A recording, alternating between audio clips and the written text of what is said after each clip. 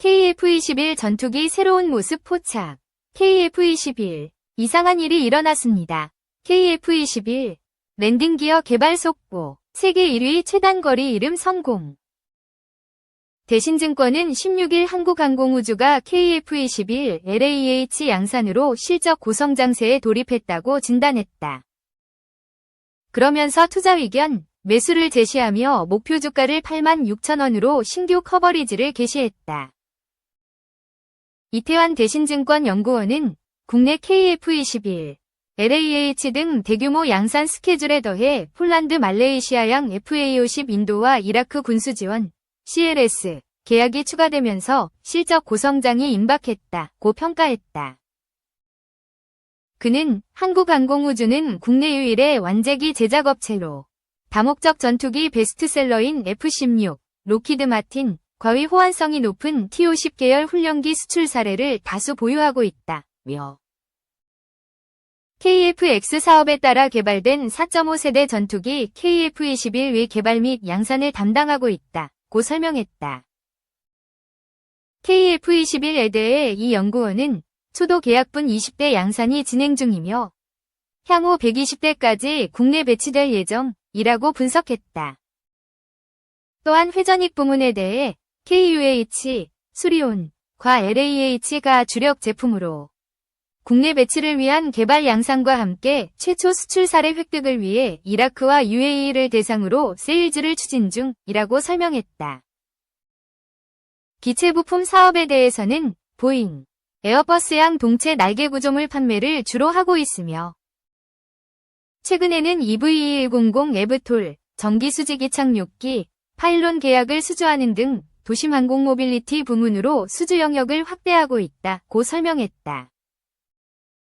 이 연구원은 그동안 지상 방산 수요 급증 구간에서 상대적으로 혜택을 받지 못했던 한국항공우주가 2025년부터 KF-21, LAH 양산과 폴란드 말레이시아양 FA50 수출을 바탕으로 본격적인 실적 고성장세에 돌입할 것이라고 전망했다.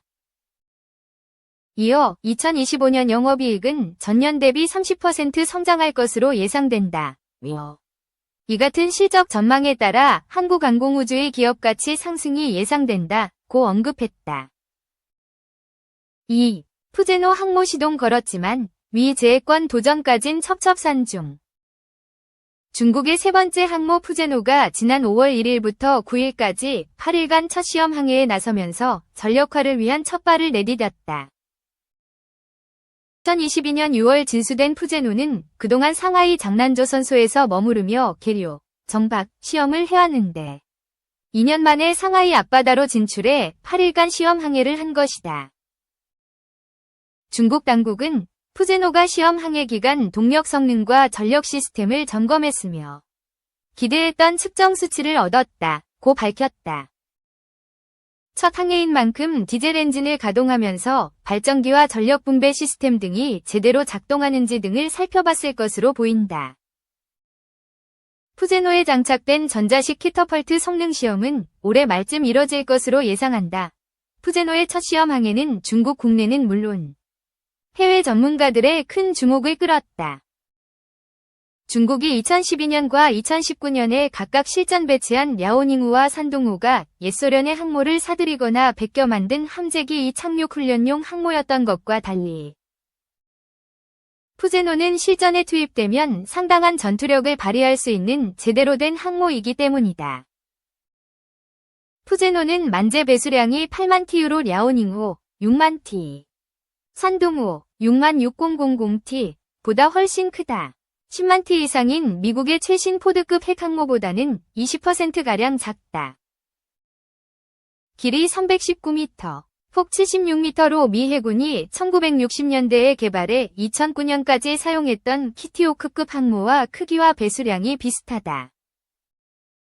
중국은 2012년 우크라이나에서 사온 발야그 항모를 고쳐 만든 첫 항모 랴오닝우를 취역했다. 이어 2019년에는 랴오닝우와 같은 형태인 산둥우를 독자적으로 설계해 실전 배치했다. 두 항모는 옛소련 항모의 형식을 그대로 따라 실전용으로는 큰 의미가 없었다. 가장 큰 문제는 함재기의 이 착륙 방식이었다. 두 항모는 항모 뱃머리에 있는 스키 점프대를 이용해 함재기를 띄워 올린다. 함재기가 항모의 짧은 활주로를 달려 이륙할 수 있도록 뱃머리를 12에서 14도 정도 들어 올리는 방식이다. 이런 스키 점프 방식은 함재기의 이륙 중량이 크게 떨어지는 문제가 있다. 연료와 무장을 충분히 채울 수 없어 작전 반경이 좁아지고 공격 수단도 부족해진다는 것이다. 덩치가 큰 조기경보 통제기나 전자전기 등의 운용도 불가능하다. 2차 대전 때부터 항모를 사용해온 미국은 이런 문제를 해결하기 위해 고압의 증기나 전자기를 이용해 함재기를 가속하는 캐터펄트를 사용한다. 함재기 속도를 수초 내에 시속 250km 이상으로 가속해 이륙할 수 있도록 하는 것이다. 미국의 레이건호 항모는 증기식 캐터펄트를 사용하는데 함재기의 최대 이륙 중량이 4-5T에 이른다. 반면 산둥호에 배치된 제25의 최대 이륙 중량은 28T 정도에 불과하다. 항모의 전투력을 가늠하는 지표 중 하나인 출격 횟수도 큰 차이가 있다. 캐터펄트를 이용하면 출격 횟수가 스키 점프 방식의 2에서 3배로 올라간다. 미국과 중국의 항모가 맞붙는다고 가정하면 2배 이상 많은 미국 전투기가 더 많은 연료와 무장을 싣고 이륙해 숫자가 절반 이하의 무장도 적은 중국 전투기와 대결하게 되는 셈이다. 이 때문에 중국의 두 항모는 그동안 연습용이라는 조롱을 받았다. 항모 건조 기술 개선, 항모 전단 작전 능력 확보, 함재기 조종사 양성 등을 위해 값비싼 비용을 들여 연습용 항모를 만들었다는 것이다. 푸제노는 기존의 두 항모와 대폭 달라졌다. 미국 항모처럼 평평한 갑판에다 미국의 포드급 항모처럼 전자식 캐터펄트를 갖춘 것이다. 스키 점프 방식에서 증기식 캐터펄트 단계를 거치지 않고 곧바로 전자식 캐터펄트로 건너뛰었다. 또 랴오닝호, 산둥호보다 배수량을 대폭 키웠고 선폭도 확대에 탑재 가능한 함재기 숫자를 늘렸다.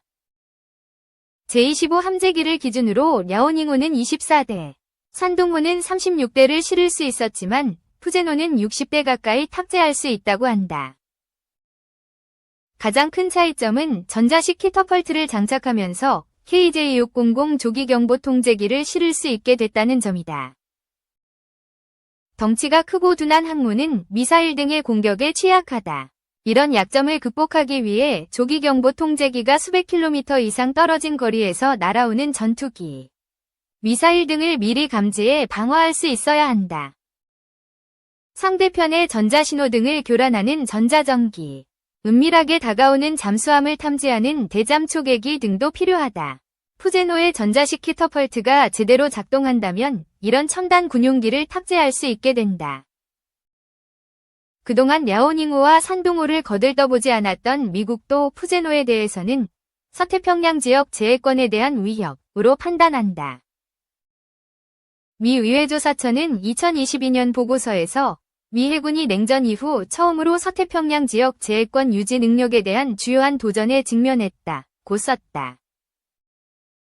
푸제노가 과거 중국 항모에서 한 단계 진화하긴 했지만 실제로 작전 능력을 확보하기까지는 넘어야 할 산이 적잖다는 지적도 나온다.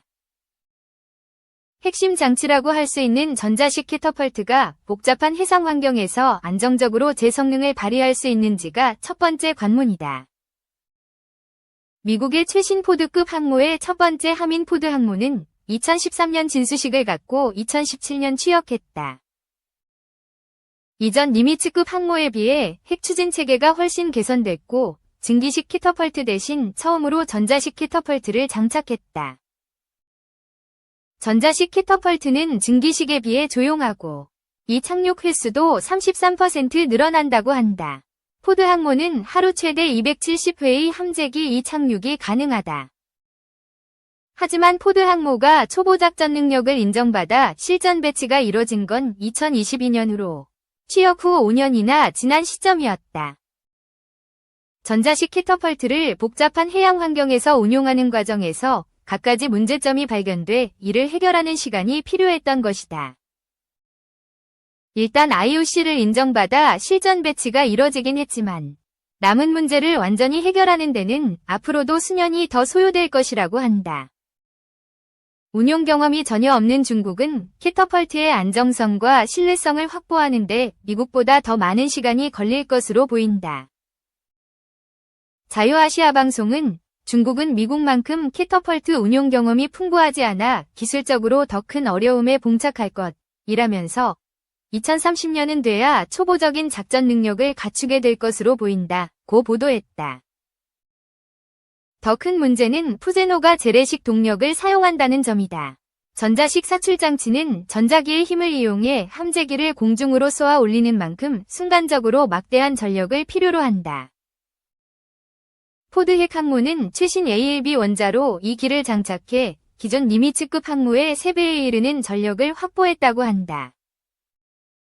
이런 막대한 전력 지원 덕분에 10만 T 넘는 거대한 선체를 기동하는 동시에 함재기도 쏘아 올릴 수 있다는 것이다.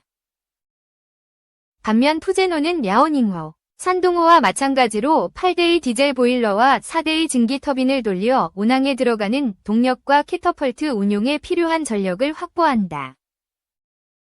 전기 출력이 떨어져 전자식 캐터펄트 운용에 필요한 충분한 전력을 확보하기가 어려울 것이라는 분석이 많다.